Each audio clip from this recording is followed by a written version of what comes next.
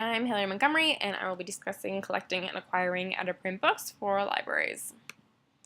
So what are out-of-print books? So publishers declare books as out-of-print when they no longer have the rights to publish them. At this point, the rights are usually relinquished to the author, and many books are deemed out-of-print as little as 18 months after the original publication date. Two of the most popular search out-of-print books last year was Westworld and Madonna's Sex Book, just to give you an example of what they are.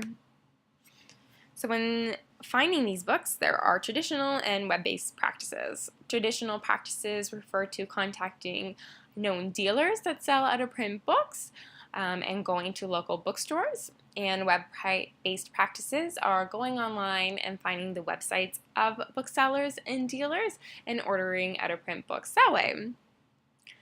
Most authors agree that today it is best to use a combination of these techniques because websites are not always up to date and books can sell very quickly online. In addition, it is always good to compare books and the prices before you place an order because there are so many books out there now. A resource you can use for this is adall.com. The screenshot here is of that website. I searched up Westworld and it shows you all the dealers that are selling Westworld, their price, and the condition of the book. So how to find these books. So as mentioned before, you can go to dealers and bookstores. So you can find them through your phone directories and also just go to local bookstores that you know of. You can use websites. So many dealers sell books online now. And you can use Powell Books and bookavenue.com. They are two very popular websites. And also big stores like Amazon are also selling out-of-print books now. You can also post lists, so you can provide a dealer or a local bookstore with a list of out-of-print books that you are looking to acquire for your library.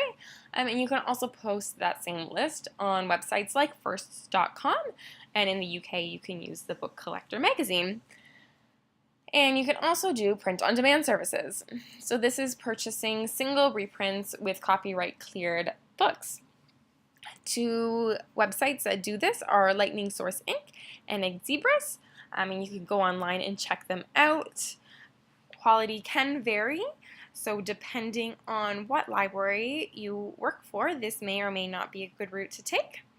And then you can also purchase books that have been sold off by the publisher that were overrun or leftover copies that they just didn't want to have to pay to warehouse them.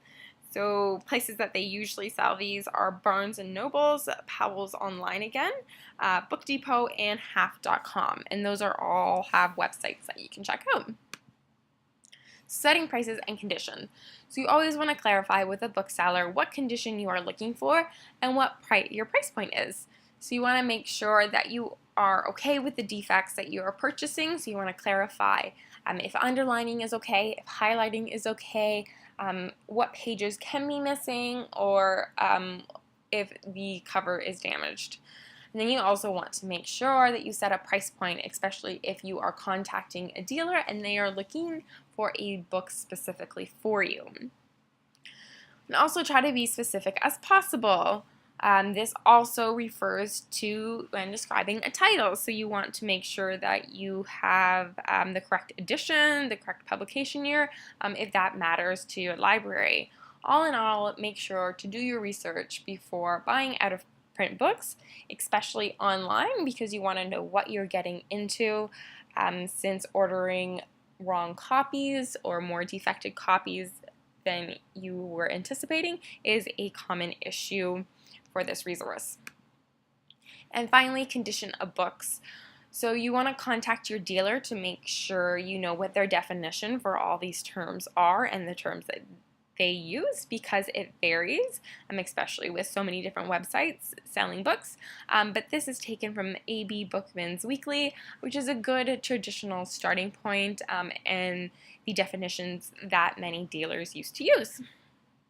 And these are just my references for this presentation and the guide, and those are my images resources. Thank you very much for listening.